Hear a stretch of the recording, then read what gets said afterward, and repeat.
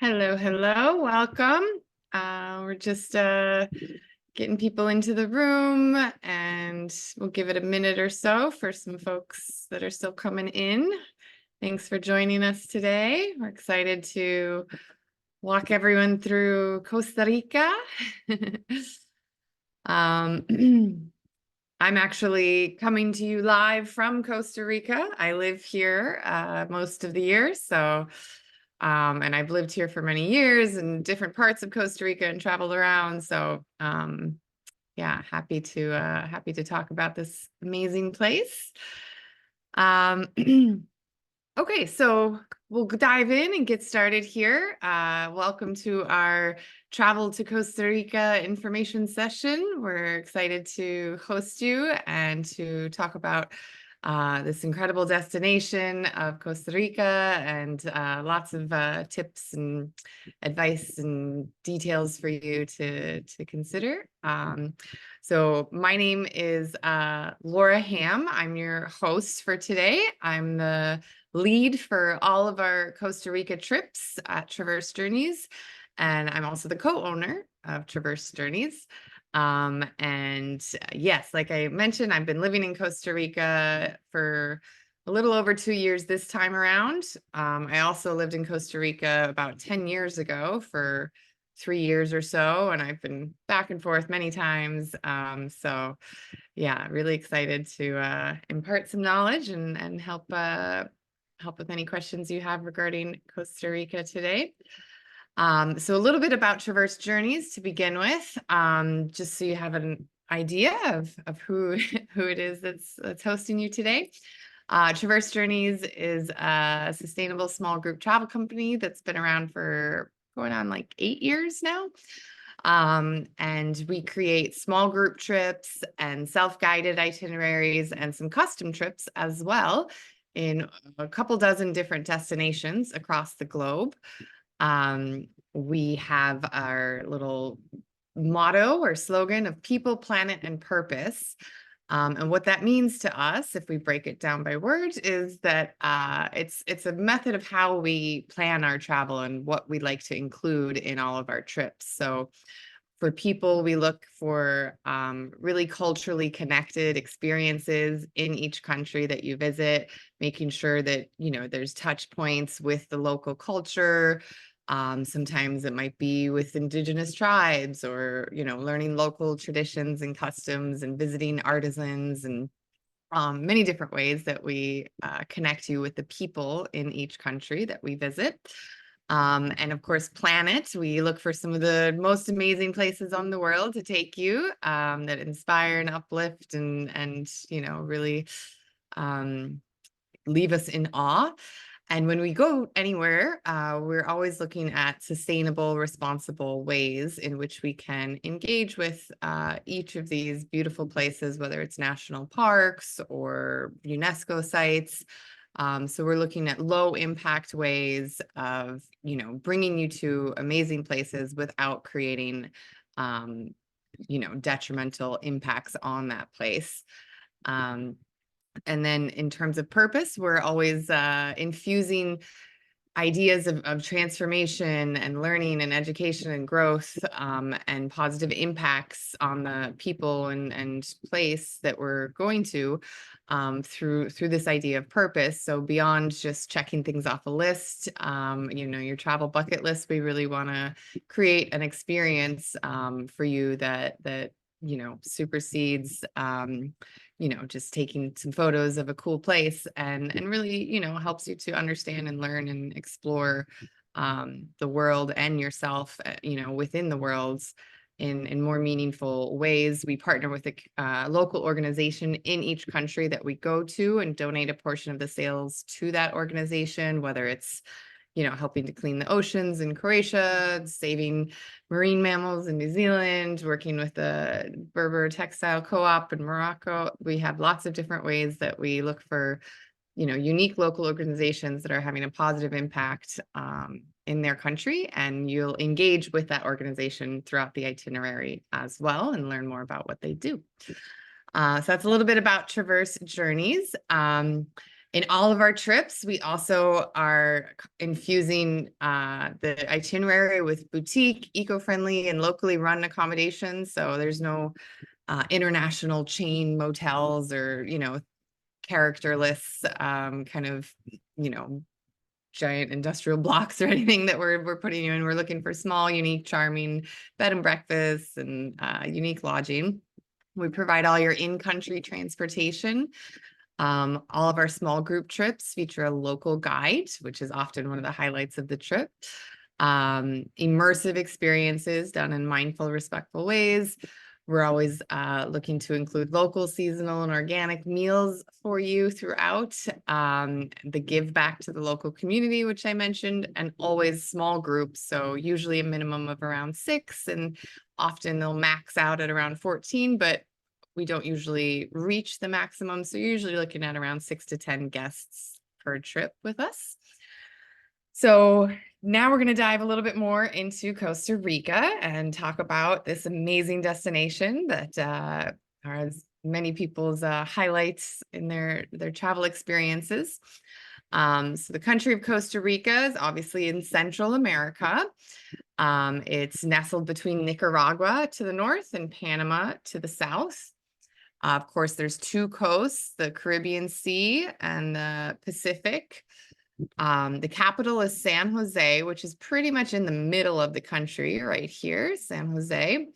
And the population of the entire country is just over 5 million, of which at least half of live in San Jose. So the population density outside of San Jose is quite minimal. It's quite rural.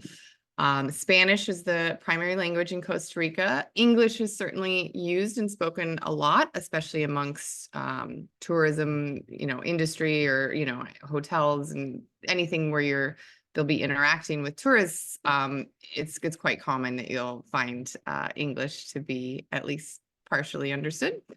The currency in Costa Rica is colones. When the interesting thing, though, is that US dollars, are often frequently in circulation here and accepted as well. So very unlike most countries, you can often use US dollars to pay, and you might get colones back in change.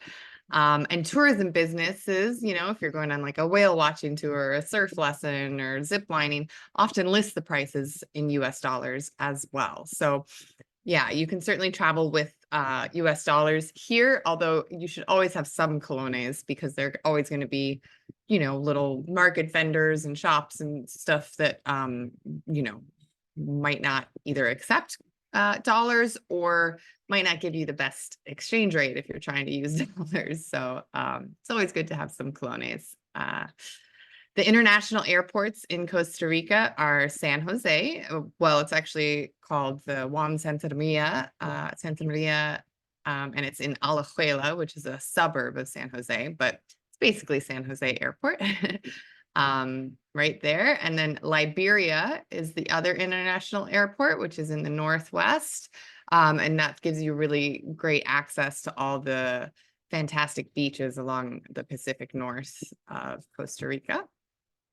Of course, Costa Rica is known for nature and eco adventures and wildlife as well, which we'll talk a little bit more about all these things. Just a brief snapshot of some history in Costa Rica. So there was indigenous population here for at least 10,000 years, predating colonization. It was very much wiped out, mostly through disease when colonization occurred. So unlike some other places in Central America, like Guatemala or, Belize, there's very, very little indigenous left remaining in Costa Rica, only about 2% of the population. It was colonized in the 1500s. It gained independence in sort of 1800s and fully sovereign in 1838. Coffee has historically been a huge export and, huge contributor to Costa Rica's growth. It did go through kind of a banana export phase as well, as many nearby countries did. And a unique thing about Costa Rica is that after there was a kind of a short civil war in the 40s, they abolished their military and army in 1949. So since 1949, there has been no standing army or military in Costa Rica. Um, so other unique things about Costa Rica and admirable things. They've done an excellent job of tackling deforestation from, being in a pretty dire situation in the 80s where, deforestation, there's only 20% really of original forest left. And now it's more than double that, where it's over 50% forested. They have an extremely high literacy rate due to the prioritization on education throughout the country and the government. Renewable energy is nearly, kind of waffling around 100% of their grid. So obviously cars and automobiles are still often mostly run on gasoline, but in terms of the electric grid, it's almost entirely renewable energy. They elected their first female president way back in 2010. So, and I think there's been another one since then, if I remember correctly. If you're familiar with the Happy Planet Index, Costa Rica has been at the top 4 times since they started running that, which looks at lots of different factors in terms of overall happiness and planetary impact as well. I also should mention that there's a blue zone in Costa Rica on the Nicoya Peninsula. So a blue zone is where there's the highest number of centenarians, or people that live to 100 or more. And there's only a handful of these zones throughout the whole world, and Costa Rica is home to one of them. And yeah, throughout the whole country, the life expectancy rate is quite high. So happy long lives are often lived here. And that boils down to a lot of Pura Vida. So Pura Vida, you may have heard or may not, it is the unofficial motto of Costa Rica. It translates to pure life, and it's sort of a reference to the wholesome, happy, health-focused, nature-based priorities here. It's also often used very much ubiquitously in speech, kind of like aloha is used in Hawaii. So, people say Pura Vida as hello, as goodbye, as thank you, as, different, nice to meet you, all these things like Pura Vida, Pura Vida, Pura Vida.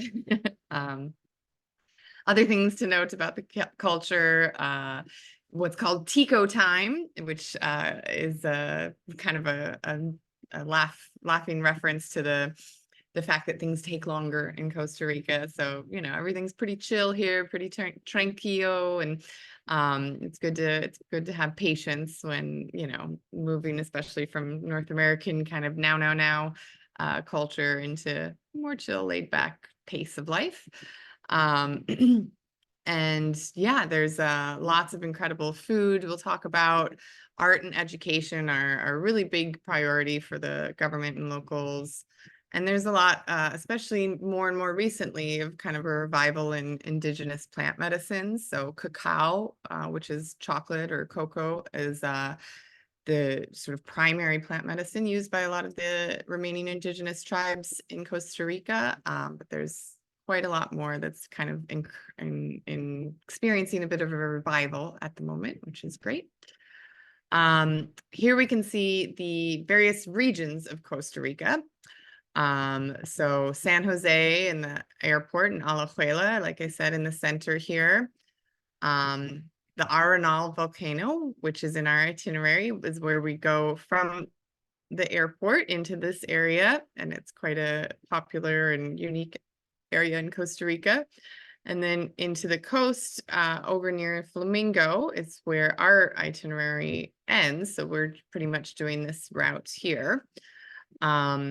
There are lots of different other regions in Costa Rica to explore. We actually have another itinerary, a retreat itinerary that is in sort of the Southern Pacific purple region down here. And then there's the Caribbean region, which is a very, very different kind of vibe and feel over here. But yeah, these are the sort of main visited areas would be the North Pacific, the Caribbean and the Arenal volcano region are the most visited areas. So the South Pacific is a little off the beaten path. The Central Pacific is very visited as well, Jaco and Manuel Antonio. And yeah, the driving distances when we move throughout our itinerary, the main drives that we have 2 of, or 3 of, I suppose, are each around 3.5, 4 hours, more or less. And we'll have time for questions at the end of all of this too. So if you have any questions, do, keep them in mind and write them down, and we'll be sure to give you some time for any of that. The geography of Costa Rica, we have, kind of lush mountains and forests in between the 2 coasts, as mentioned. The highest peak is Turipo at about 12,500 feet, just an hour inland from the coast. Throughout the country, the temperatures are typically in your 80s, upper 80s to low 90s. It's a little bit cooler inland, so sometimes, more in the 70s and 80s inland and up if you're going up in altitude. So the coastal areas are the typically warmest. And December to April are the driest months and also the hottest months. The rains begin in April and then increase in frequency until like September, October, November are sort of the rainiest months, and the coolest months, and then start that over again. The Caribbean does have its own wet, dry, hot, cool months, which are different from most of the rest of the country. So if you're traveling to the Caribbean, you'll have a slightly different timeline for the seasons there. Let's see. So one of the, some of the main reasons to look at Costa Rica as your next destination is that the nature, you cannot stress enough, is hard to beat. It is just an absolute natural paradise throughout this country. It's one of the reasons that I live here and keep coming back to living here. It's literally just a week by week thing where I'm constantly in awe of what I am surrounded by nature wise. So the lush forests, the gorgeous beaches, waterfalls, hot springs, you name it. Costa Rica has got everything you could want in nature, other than, snow-capped mountains, I suppose.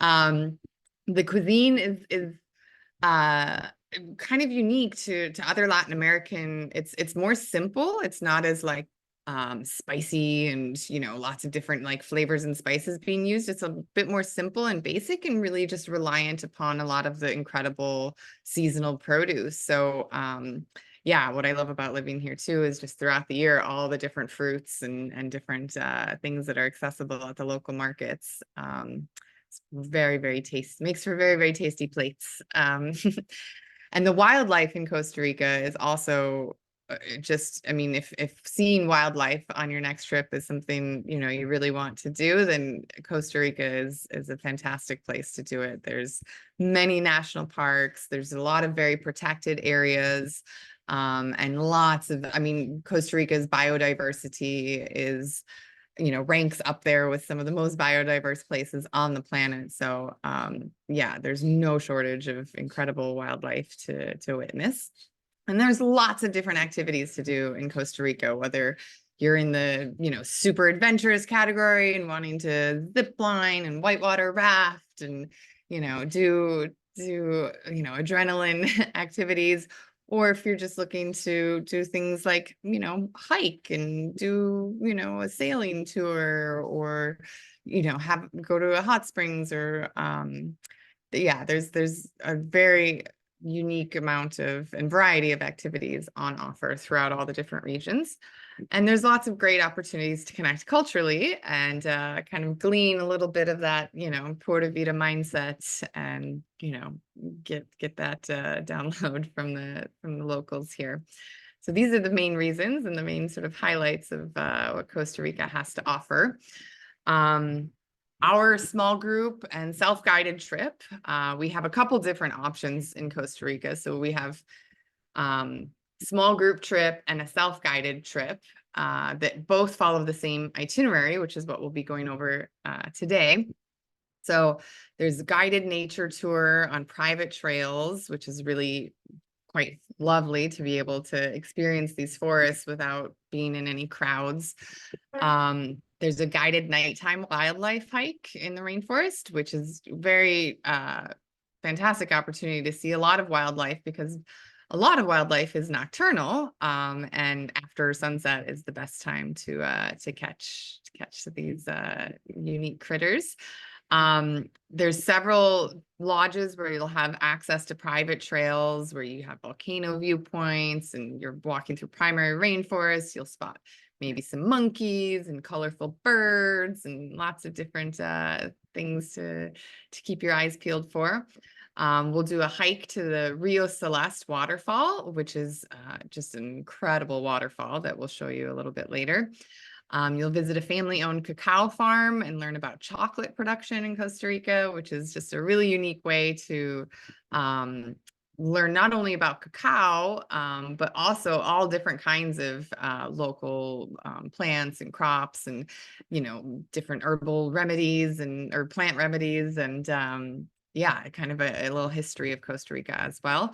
And a sunset sailing tour with meals, drinks, and snorkeling stop included. So these are some of your highlight activities that you'll experience on either our small group trip or our self-guided trip.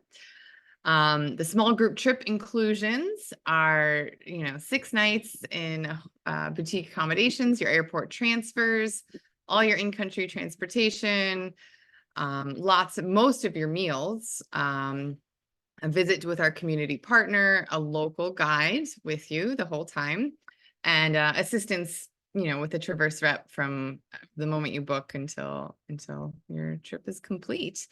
And the self-guided trip is very similar in terms of inclusions. There's a few less meals, and of course you don't have a guide with you the whole time. And there's a couple different options for transportation. So you can either choose to self-drive. So we'll then just provide you with driving routes and tips for driving in Costa Rica, or you can have us book your transportation with shuttles along the way. So either of those is available to you when you book the self-guided trip. So we've been bringing people to Costa Rica for many years with great success, and you can see some of the feedback that we've gotten over the years. A lot of times, yeah, people are really in awe of not only the nature, but just the culture and the people that they meet along the way, including their local guides, and really just, yeah, come away from the trip with a bit of, wisdom and maybe a mindset shift, or definitely some nuggets besides just amazing beach or beautiful waterfalls. So it's a little glimpse of of that. So yeah, at the moment we're just going to dive into showing you what our itinerary entails each of the days, and then we'll talk a little bit more about some tips and information on Costa Rica before we open it up to your questions, and also give you some information on discounts that'll be available for these different options. So stick around. Day 1 of your trip, you arrive to the international airport, San Jose, by 1 p.m., or you can arrive the day before. A lot of people like to arrive a day before, so they have just kind of time to settle in after their flight and get a good night's sleep. We arrange all of the pre-nights if you would like. So we have a fantastic hotel that we work with close to the airport. We can put you up there for just 1 night or even multiple nights if you wanted to explore San Jose a little bit before joining our trip. So day 1 of our trip, we'll just pretty much head straight out from San Jose into the forests surrounding Arenal volcano. So Arenal volcano, there was a picture of it on a previous slide. It's a very perfectly kind of iconic conical peak. And it's been quasi-active recently over the last decades, and sometimes you might see a plume of smoke or something coming out the top, but it's a beautiful area. There's a gorgeous lake massive lake at the foot of the volcano. So it just creates a really beautiful scenery all around. So we'll head over there. It's about a 3.5 hour drive. And so we'll just get there in time to check in and freshen up and get together for our first welcome dinner meal together. And then get a good night's sleep for adventures on day 2. So we'll have all day in Arenal area, where you can enjoy first a guided tour of the farm that your accommodations are situated on. So you'll learn a bit about the nature and the gardens and different aspects of what's surrounding you. You'll be able to sample some seasonal produce perhaps from the trees in the gardens that are producing. And after having kind of an educational insight into these inner workings, you'll have free time where you can choose to relax by the pool, or you can enjoy optional on-site activities. There's a herbal medicine workshop. You could do birding. There's lots of private trails, or you can just do your own hikes, enjoy the jacuzzi. And then if you want to go outside, off-site, there's lots of unique excursions that you could enjoy this afternoon, like a guided kayak tour on the lake, a horseback ride, or maybe a spa treatment to indulge. You'll have lunch and dinner included at the lodge. And this evening, you'll also have your guided nighttime walk to discover all the unique wildlife that appears after dark. So a full day of exploring in Arenal. So that's your second night in Arenal area on day 2. And then the next morning, we'll have a relaxed morning, but pretty much get up, have breakfast, and head out to the next destination. So we'll kind of drive along the shores of Lake Arenal, having some excellent viewpoints along the way, and stop for lunch at a beautiful restaurant with spectacular food and again, like a gorgeous view of the area. So you'll get to your next lodge in the early afternoon. Again, it's about a 3-hour drive. And this place is one of the best accommodations in the whole area, and it actually happens to be situated within the borders of Tenorio National Park. So it's got a fantastic location, really unique design, lots of kind of nature and plants and openness included in the design of the hotel, as well as incredible gourmet meals. They have a fantastic chef, and breakfast, lunch, and dinner are included at this lodge as well. They also have their own private trail. So in the afternoon, we suggest, heading out on the private trail and keeping your eyes peeled for what you might see. You could go with a bird specialist or a naturalist guide if you want some help spotting wildlife, or you can just walk it on your own. And then the next day, we have a really amazing day with 2 fantastic activities. So in the morning, we'll go straight to the trailhead of the Rio Celeste Waterfall, which you can see pictured here. And that is not photoshopped. That is the color of the water. In fact, sometimes it even looks a little brighter, kind of turquoise aquamarine. It's due to the kind of glacial sediment, or the rock sediment that's in the water, and the way it interacts and reflects the light. So yeah, it creates a very surreal kind of color to the water, almost this like milky turquoise. And the hike you'll be doing is along the river, where you'll see the river and this gorgeous water for quite a while leading up to this waterfall. It's a relatively easy hike. There's a little bit of up and down. Most of it is the down to go to the waterfall point, and then up from there back to the trail. But yeah, it's a quite approachable hike for most people. So we'll have a couple hours to explore and immerse ourselves in that incredible hike, and then we'll have lunch, and then head to a cacao farm nearby. And this is a really unique place that lots of people list as one of their highlights. It's a family-owned farm, and they really, do a great job of welcoming people in. And you'll have a couple hours to tour the whole grounds. And it's a lot more than just cacao, although that's certainly a highlight of the experience. But you'll learn a lot about many different fruits and things that grow in Costa Rica and their unique qualities. And you'll learn about the whole production of turning cacao pods into chocolate, and get to lend your hand into that process. And then we'll return to the lodge in the evening and have another incredible dinner there. So 2 nights in that area, and then the next day we wake up and head towards the coast to the beach. So we'll have breakfast and then a packed lunch along the way. Again, it's about a 3-hour drive, 3.5-hour drive. And we'll get to the beach in the early afternoon. You'll have time to grab some lunch and then just relax. Really, we want to give you, a nice balance of free time and planned activity time, so that you're not just like go, go, go all the time, and make sure there's opportunities to relax at the beach or sit by the pool with a tropical cocktail in hand or whatever you'd like to do.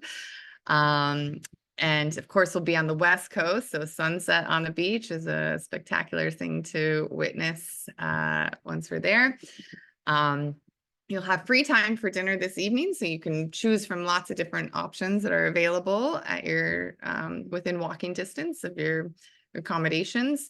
And if you want, our trip will be during turtle season, so you can sorry.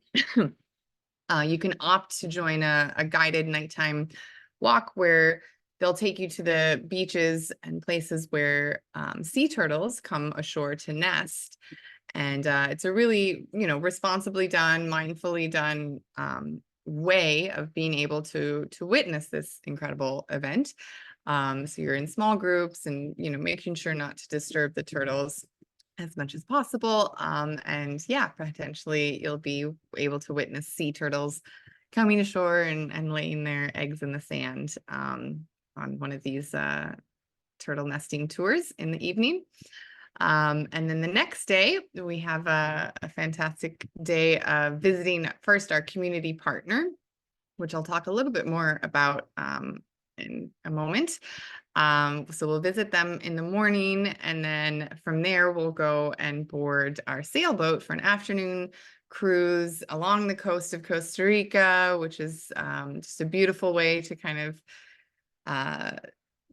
bring our trip to its impending end. And we'll be on the boat for a number of hours where they'll provide food and drinks, and we'll stop for a snorkeling stop. You can also usually hop into a kayak or on an SUP if you want to explore the harbor that way.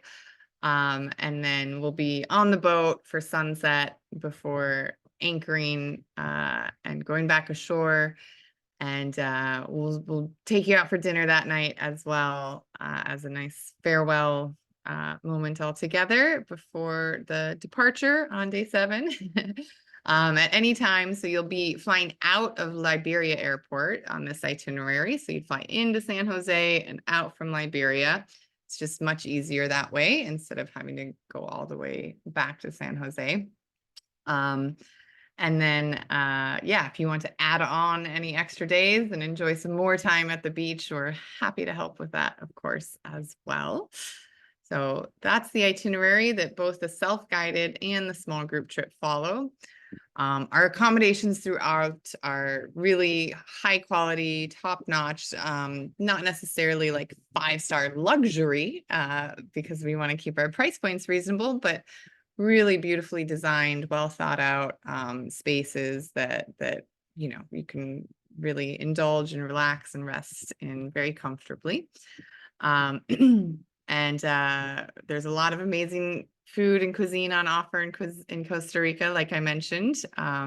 Gallo pinto is the staple of Costa Rica, which is the rice and beans mix. Your typical Costa Rican plate is called a casado. And it typically includes a protein of your choice, so chicken or beef or fish, and then the gallo pinto, the rice and beans, and then plantains, a salad, and maybe some avocado or local cheese, or some of the variances exist there, but that's your typical plate in Costa Rica. There's lots of incredible fresh seafood, so if seafood is your thing, you're definitely going to be a happy tummy in Costa Rica. Lots of mahi and tuna and red snapper are some of the best local seafoods on offer. And yeah, every season, every month, there's just a rotating crop of colorful, unique fruit on offer. So we'll be sure to visit some local markets and show you some of the unique fruits that you can sample along the way. And we're incredibly lucky to have like really top-notch gourmet chefs at some of these lodges. So you'll be eating very well. And we can also accommodate dietary restrictions as needed. Just let us know, of course. Our community partner, as I mentioned, that we have on all of our trips, for this trip is an organization called Sepia. It's based in Guanacaste in the upper northwest area of Costa Rica. They're active within 23 different communities in Guanacaste. Their focus is on youth and children, and they help over 1,000 kids yearly. So they have a lot of educational opportunities, after school programs, tutoring.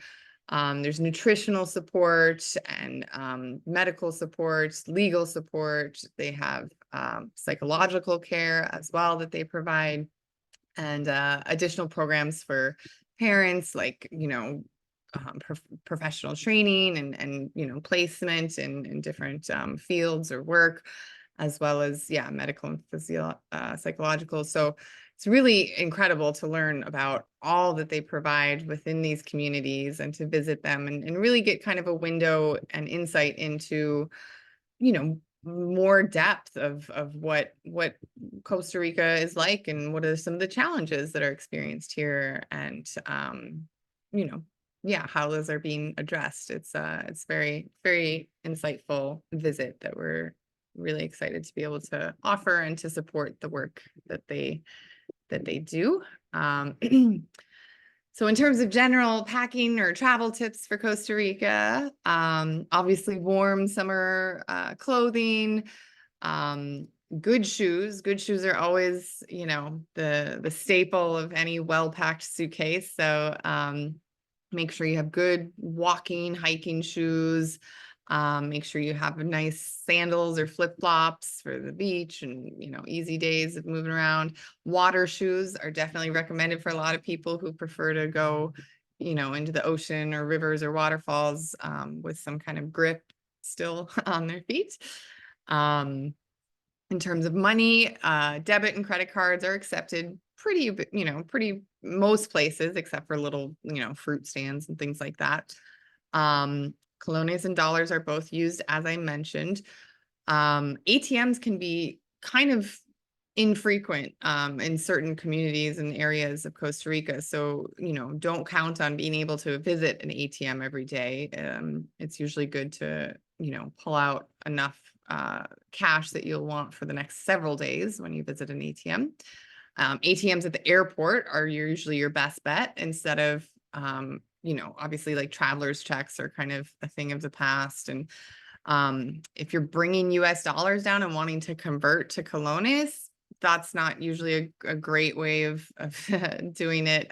Just the kiosks at the airport don't offer a very good exchange rate. So usually what's better is to just, if you want colones, to visit an ATM at the airport and withdraw colones from the ATM there. There might be a small ATM fee, but it's, you're getting a better exchange rate than changing US dollars to colones at the airport kiosks. So tipping, 10% is usually included as a default on all your bills at, restaurants and things like that. So most Costa Ricans don't tip on top of that. Most tourists do, however, so, it can be quasi-expected or certainly appreciated for any tip above that. Drivers and guides and, spa treatments, all these things. It's, often around 10% is the going rate for these kinds of tipping. When you're off for the day, make sure you always have your reusable water bottle in your day pack. A rain jacket's usually a good idea unless you're like smack in the middle of the, driest months. A portable charger, because, all those photos and videos will take up a lot of juice on your phone. Reusable utensils are great as well, a straw and, things like that, so you don't have to use plastic along the way. Sunscreen and bug spray, of course. So yeah, we also have a third option available, kind of along the same itinerary. So we have our small group trip where we, bring a group of you together and take you around with our local guide. We have our self-guided itinerary where you can book and choose your own dates and go with your friends or travel buddy or family, whenever you want, and we'll do all the planning and booking for you. And then we also now have the self-booking guide. So this is a really unique option that we're offering.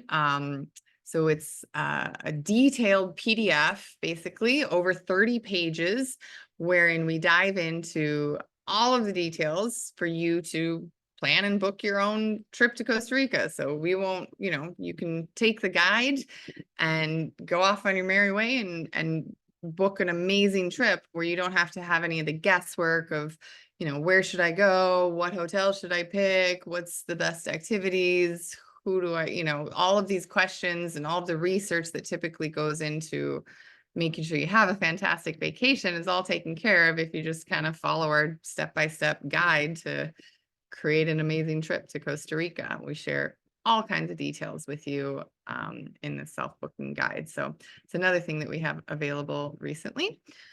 So our small group trip is coming up at the end of this year. So in December, from December 1st through 7th, 2024. And we have some discounts available to $200 off if you book by April 1st. Yeah, we'd love to have you join us for this really unique way of exploring together with our local guide. But if you'd rather do your self-guided itinerary, so this means you can pick your travel buddies and book any dates of the year with a minimum of 2 people. So we'll do all the planned and booking for you for this 7-day itinerary, and you choose the kind of transportation that you want to use. And we have a discount available for these bookings as well through April 1st, which is $100 off per person. And our self-booking guide, if you want to go that route, is $50 off.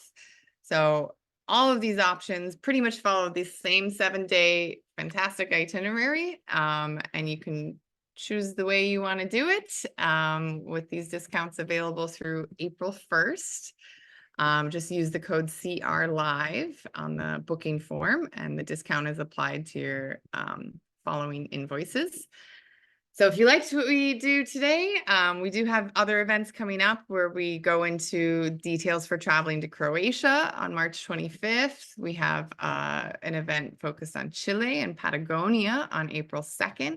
You can find these events on Eventbrite or in your local Meetup International Travel group.